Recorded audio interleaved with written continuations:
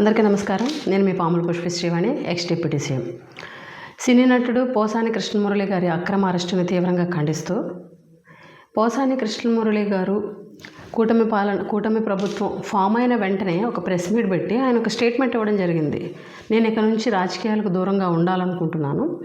ఏ party తరపున కూడా నేను ఇంకా మాట్లాడదలుచుకోలేదు. ఏ స్టేట్మెంట్స్ కూడా నేను ఇవ్వను. నా వ్యక్తిగత కారణాల వల్ల నేను ఈ నిర్ణయాన్ని తీసుకున్నానని చెప్పేసి పోసాని కృష్ణమురళి గారు చెప్పి ఆయన పనులు ఆయన చేసుకున్నటువంటి నేపథ్యంలో ఈ కూటమి పాలనలో ఈ రెడ్ బుక్ రాజ్యాంగం ఏదైతే ఉందో దాన్ని అమలు చేయాలన్న ఒక ఉద్దేశంతో పోసాని కృష్ణమురళి గారిని నిన్న అక్రమంగా అరెస్ట్ చేయడం జరిగింది. పోలీస్ వ్యవస్థ ఎంత దారుణంగా ఉంది అంటే గుడ్డెద్ది చేలో పడ్డట్టు పైనుంచి ఒక ఆదేశం వస్తే దాన్ని తూచా తప్పకుండా పాటించాలి అన్న ఒక ఉద్దేశం తప్ప రూల్స్ అండ్ రెగ్యులేషన్స్ ఏవీ లేకుండా నోటీసులు 27వ తారీఖు అని ఉంటే 26వ తారీఖున వెళ్ళి పోసాని కృష్ణమురళి గారిని ఇంటికి వెళ్ళి నాకు హెల్త్ బాగోలేదు అని చెప్పినా కూడా వినకుండా అక్రమ అరెస్ట్ చేసినటువంటి తీరుని తీవ్రంగా ఖండిస్తున్నాం. ఈరోజు ఈ రాష్ట్రంలో ఈ కూటమి ప్రభుత్వంలో ఈ ప్రభుత్వ తీరు ఎలా ఉందనంటే ప్రశ్నించే ప్రతి ఒక్కరి గొంతు నొక్కాలి. ప్రశ్నించే గొంతు నొక్కడమే ప్రధాన లక్ష్యం. మేము రాసుకున్న రెడ్ బుక్ రాజ్యాంగం ప్రకారమే ఈ పరిపాలన ముందుకెళ్తుంది అని చెబుతూ ఈరోజు వాళ్ళ పరిపాలన అనేది ఈ రకంగా అక్రమ అరెస్టులతోటి ముందుకెళ్తుందన్నమాట. ప్రజలకు ఇచ్చినటువంటి హామీలు నెరవేర్చాలన్న ఉద్దేశం లేదు. ప్రజలకు ఇచ్చినటువంటి హామీలు చెయ్యాలన్న చిత్తశుద్ధి లేదు.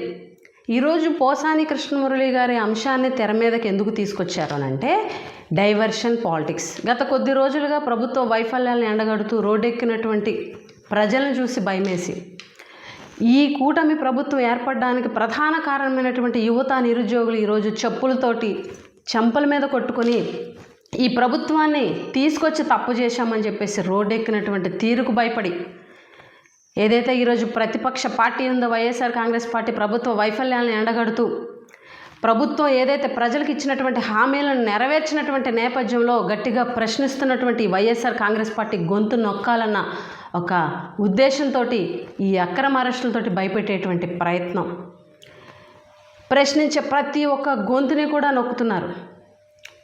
ఎందుకనంటే ఉదాహరణకి ఈరోజు వైఎస్ఆర్ కాంగ్రెస్ పార్టీ అనేది ప్రతిపక్ష పార్టీ. అసెంబ్లీలో అన్ని మిగిలిన పార్టీలన్నీ కూడా కూటమి ప్రభుత్వంలో ఉన్నాయి. ఒకే ఒక పార్టీ వైఎస్ఆర్ కాంగ్రెస్ పార్టీ. ఈరోజు వైఎస్ఆర్ కాంగ్రెస్ పార్టీ ప్రజల సమస్యలు ప్రభుత్వాన్ని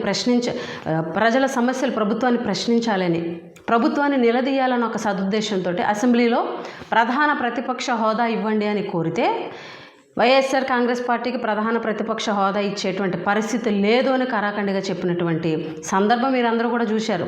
ఎందుకంటే వైఎస్ఆర్ కాంగ్రెస్ పార్టీ ప్రజల తరపున ప్రశ్నిస్తుంది కాబట్టి, ప్రభుత్వాన్ని నిలదీస్తుంది కాబట్టి, ప్రభుత్వాన్ని ప్రశ్నలతో ఎండగడుతుంది కాబట్టి ఈరోజు వైఎస్ఆర్ కాంగ్రెస్ పార్టీకి ప్రధాన ప్రతిపక్షం ఇవ్వము అని చెప్పేసినటువంటి పరిస్థితి. అలాగే ఈరోజు పిఏసీ చైర్మన్, ప్రతిపక్ష పార్టీకి ఇవ్వాల్సినటువంటి పిఏసీ చైర్మన్ మీ ప్రభుత్వంలో జరిగినటువంటి అవినీతిని ఎక్కడ ప్రశ్నిస్తారని చెప్పేసి పిఏసీ చైర్మన్ని వైఎస్ఆర్ కాంగ్రెస్ పార్టీ వాళ్ళకి ఇవ్వకుండా అధికార పక్షంలో ఉన్నటువంటి వ్యక్తులకే ఇవ్వడం. అలాగే ఒక సెక్షన్ ఆఫ్ మీడియా ప్రభుత్వ వైఫల్యాలను ఎండగడుతుందని, ప్రభుత్వ అవినీతిని బయటపెడుతుందని, ప్రభుత్వాన్ని నిలదీస్తుందని ఒక సెక్షన్ ఆఫ్ మీడియా 4 మీడియా ఛానల్ని అసెంబ్లీలోకి రాకుండా నిషేధించడం. అలాగే వైఎస్ఆర్ కాంగ్రెస్ పార్టీలో ఉన్నటువంటి సోషల్ మీడియా యాక్టివిస్టులను ప్రభుత్వాన్ని నిలదీస్తున్నారు, పోస్టులతో ఎండగడుతున్నారని చెప్పేసి వాళ్ళని అక్రమ అరెస్టులు చేసి వాళ్ళ గొంతు నొక్కడం. ఈ రకంగా ప్రశ్నించే ప్రతి గొంతును కూడా నొక్కాలే అని ఒక ఉద్దేశంతో రెడ్ బుక్ రాజ్యాంగాన్ని అమలు చేస్తూ ఈ అక్రమ అరెస్టులు అనేవి కొనసాగుతున్నటువంటి పరిస్థితి ఈ రాష్ట్రంలో ఉంది.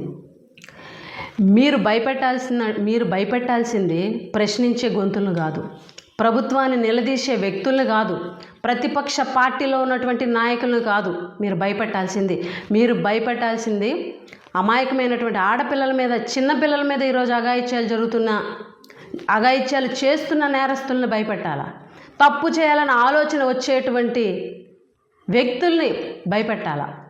మీ ప్రభుత్వ విధానాలతో ఈ రాష్ట్రంలో ఉన్నటువంటి మహిళలకి రక్షణ కల్పించేలా ఉండాలి తప్ప, లేకపోతే ప్రజలకు రక్షణ కల్పించేలా ఉండాలి తప్ప ఇలాగ ప్రశ్నించే గొంతులు నొక్కేటువంటి ప్రయత్నం చేయడం ఈరోజు ప్రతి ఒక్కళ్ళు కూడా రాష్ట్రంలో ఉన్నటువంటి ప్రజలు గమనిస్తున్నారన్నది మాత్రం మర్చిపోకండి. మీరు రాసుకున్నటువంటి రెడ్ బుక్ రాజ్యాంగాన్ని అమలు చేయాలనుకుంటున్నారు, కానీ మీరు ప్రజలకు ఇచ్చినటువంటి హామీల బుక్ ఒకటి ఉంది, మేనిఫెస్టో బుక్, దాన్ని అమలు చేయాలన్న చిత్తశుద్ధి మాత్రం ఈ ప్రభుత్వానికి లేదు. ప్రజలకు ఇచ్చినటువంటి హామీలు నెరవేర్చాలా, ప్రజలకు ఎలక్షన్ ముందు ఇచ్చినటువంటి ప్రతి హామీని నెరవేర్చి ప్రజలను ఆదుకోవాలన్న చిత్తశుద్ధి మాత్రం ఈ ప్రభుత్వానికి లేదు. కేవలం ప్రశ్నించే వాళ్ళ గొంతు నొక్కాలా, వైఎస్ఆర్ కాంగ్రెస్ పార్టీ గొంతు నొక్కాలా, లేకపోతే ఏ ప్రభుత్వానికి వ్యతిరేకంగా ఈరోజు ప్రజల్లో చర్చ జరుగుతుంది కాబట్టి భయపడి ఈరోజు ప్రశ్నించే వాళ్ళు గొంతు నొక్కాలని ఇలాంటి అక్రమ అరెస్టులు చేసి డైవర్షన్ పాలిటిక్స్, ఇదే ఈ ప్రభుత్వంలో జరుగుతుంది తప్ప ప్రజలకు జరిగేటువంటి న్యాయం ఏమీ లేదు. ఈరోజు ప్రతి ఒక్కళ్ళు గమనిస్తున్నారు, ప్రజలందరూ తెలుసుకున్నారు.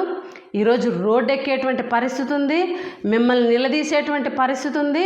మీరు ఎన్ని డైవర్షన్ పాలిటిక్స్ చేసినా కూడా ఈ ప్రభుత్వ వైఫల్యాలు అనేది ఎండగట్టకుండా ప్రజలు ఉండరు. వైఎస్ఆర్ కాంగ్రెస్ పార్టీలో ఎవరు కూడా మీ అక్రమ అరెస్టులు చూసి భయపడేటువంటి పరిస్థితే లేదని ఈ సందర్భంగా తెలియజేస్తూ, ఇప్పటికైనా రెడ్ బుక్ రాజ్యాంగ అమలు చేయడం పక్కన పెట్టి ప్రజలకు ఇచ్చినటువంటి హామీలు నెరవేర్చడంలో దృష్టి పెట్టాలని చెప్పి సందర్భంగా తెలియజేస్తూ సెలవు తీసుకుంటున్నాం. For more videos like this, subscribe Big TV channel.